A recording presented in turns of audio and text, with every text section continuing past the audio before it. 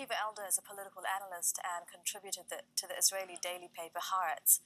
He says that Israel and the United States will have to respond to Iran's attacks. For Israel, it is very clear that Netanyahu was thinking for many years about this kind of escalation. He was planning with Ehud Barak at that time, who was Minister of Defense, to strike Iran in a different context. The context was to stop the nuclear program.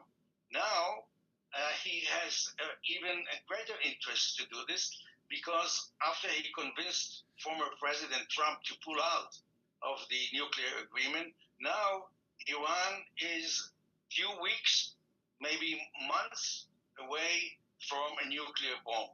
So the other thing is that Iran has been hiding behind its proxies since October 7th, and even before that, behind Hezbollah, Hamas, and the Houthis, and was hitting Israel.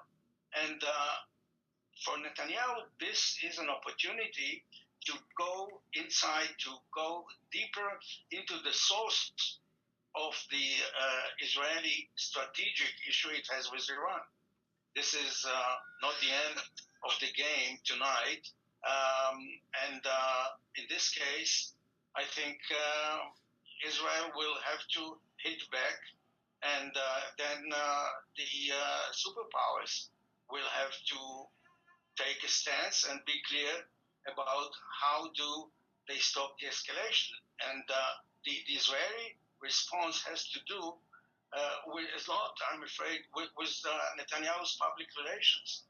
He has got now the support of the Israeli public, which he lost in October 7th. Nobody is talking now about the abductees. Nobody is talking about the famine in Gaza. It's all about Iran. It depends on how far the United States is willing to go, what is the American leverage on Iran, and how will the members of the Abraham Accord, who has a clear interest to stop Iran from getting the hegemony over the Middle East, and how the Saudis will react. The UN Security Council is holding an emergency meeting on Sunday to discuss Iran's attack, and the Secretary General has urged an end to the fighting in a statement. He said, "I strongly condemn the serious escalation represented by the large-scale attack launched on Israel by Iran. I call for an immediate cessation of these hostilities. Neither the world nor the region can afford another war." Well, let's go to our correspondent Gabriel Elizondo, who's live for us at the United Nations headquarters in New York. And the Security Council decided a few hours ago now, Gabe, to hold that meeting on Sunday after Israel requested it. Yeah, that's right. The Israeli ambassador to the UN sent a letter to the Secretary General and also to the President of the Security Council, which is the ambassador from Malta. Malta holds presidency of the Council for the month of April. Seeing no objection, Malta scheduled this meeting. It will be held at 4 p.m. on Sunday, New York time. That's about 20 GMT.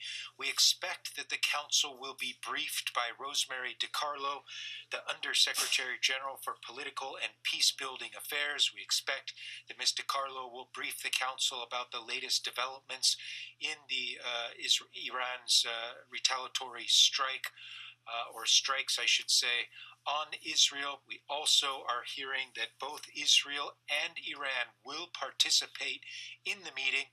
Now, Israel wants the Council to condemn Iran and maybe take some action.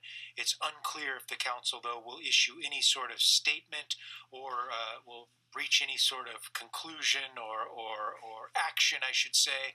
The Council is under no obligation to do so, but nevertheless, this meeting will allow all Council members to really publicly state their country's position when it comes to this Iran's retaliatory strike on Israel at this very, very sensitive moment in the Middle East right now. So we'll be watching that meeting on Sunday afternoon, New York time, very closely. Absolutely, Gabe, and we have to remember that the UN Security Council did not condemn Israel's deadly attack of the Iranian embassy in the Syrian capital 2 weeks ago, Iran maintaining it had the right to respond to that attack.